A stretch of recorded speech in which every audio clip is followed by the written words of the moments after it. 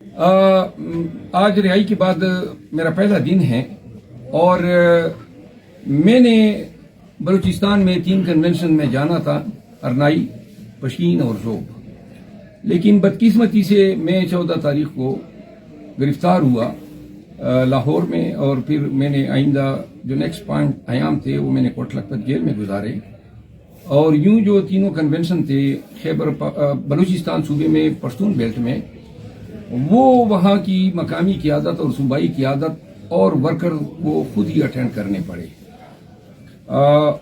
میں شکریہ ادا کرتا ہوں عبدالجلیل جان ایڈوکیٹ کا بھی کہ وہ کراچی سے ان میں شرکت کے لیے تشریف لائے۔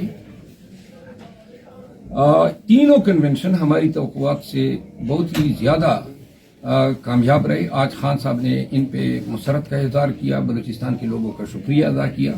میرا آج ان سے ملاقات ہوئی اور پوری تفصیل میں نے ان کو فراہم کی۔ مجھے یہ بھی علم ہوا ہے، اور بلکہ میں نے ویڈیوز دیکھی ہیں، کہ ان کنونشن کو ناکام بنانے کے لیے ریاستی مشینری نے ہر قسم کے ظلم اور استبداد سے کام لیا، حتیٰ کہ ورکرز پہ فائرنگ بھی کھولی، پکڑ دکڑ، راستے بند کیے۔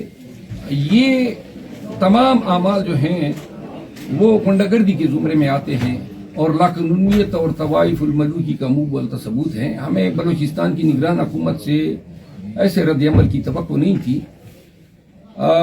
اب جبکہ الیکشن شیڈول آ چکا ہے، پاکستان تحریک انصاف کے ورکر کے ساتھ اس طرح کا ڈسکریمنیٹری ایٹیٹیوڈ جو ہے وہ انتہائی قابل افسوس ہیں، لیکن ایسے رویوں سے، ایسے ہتھکنڈوں سے پاکستان تحریک انصاف کے ورکرز اور لیڈرشپ کو ڈرایا نہیں جا سکتا۔ انشاءاللہ ہم کوئٹہ میں عنقریب جلسہ کریں گے، بلوچستان کے دیگر علاقوں میں کنونشنز کریں گے، پوری کمپین کریں گے پورا صوبہ بلوچستان میں۔ یہ ہمارا آئینی اور قانونی حق ہے، اور یہ کسی ڈر اور دباؤ کے تحت ہم کسی کو بھی اس حق سے ہم دستبردار نہیں ہوں گے۔